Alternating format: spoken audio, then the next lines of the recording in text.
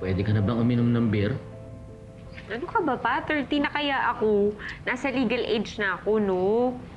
Kayo talaga. Sa ospital ka nga eh. Hindi po pwede yan. Ano yan? Ang higpit naman. Yan lang sa'yo. Okay. Pa, naalala nyo? Sabi niyo sa akin nun, pag ako pwede nang uminom, kayo pwede na akong makapag-inuman sa inyo. Naalala mo yun? Maliit ka pa nun. Naalala ko lang kasi nung una akong uminom, yun yung successful yung naging soap namin noon. Ang taas ng ratings. Sakto 80 na ako noon. Sabi ni Direk, oh, uminom ka. So, yun, uminom kami. Tapos, naiyak ako. Akala nila tears of joy. Pero ang totoo, namimiss ko kayo kasi kayo yung gusto kong kainuman eh. Alam mo, nagpapasalamat ako sa Diyos. Sumikat ka. Lagi kitang nakikita sa shows mo, sa commercial, sa sine, pati sa internet. Kikita. Yung mga ads mo sa dyaryo, nagtsatsagaan ko yung ginugupit ko. Yung billboard mo, tagal kong pinagmamasdan. Nakasubaybay ako sa paglaki mo, anak. Hindi mo lang alam yun. Kita kitang matangkad, maganda.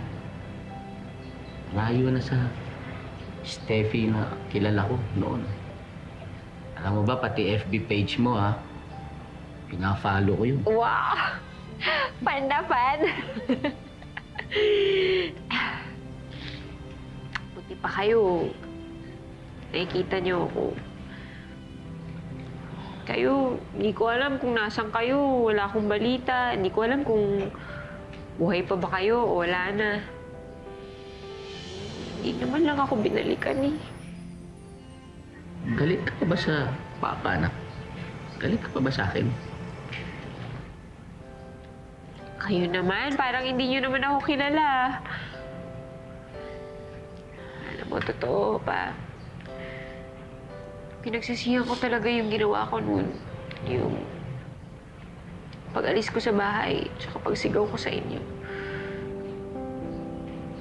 Pero alam niyo, nung gabing yung may nangyari sa akin, muntik ako masagasaan ng truck. Buti na lang may nagligtas sa akin. Pag uwi ko, dapat ikukwento ko yun sa inyo eh. Kaya lang, pagdating ko sa bahay, wala ka na. Sorry, anak.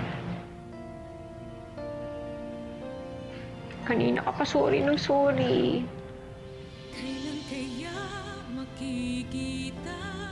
Oo pa, alam niyo, masama talaga ng loob ko noon. Kailan kaya Pero, kanina, nung nakita ko kayong nakaupo dyan, paggising ko, okay na ako. Masaya na ako.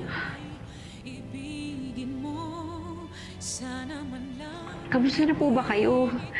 Ano na bang nangyari sa inyo sa loob ng ilang taon? Meron na ba kayong pamilya? May asawa at anak na ba kayo? Meron na ba akong kapatid sa labas?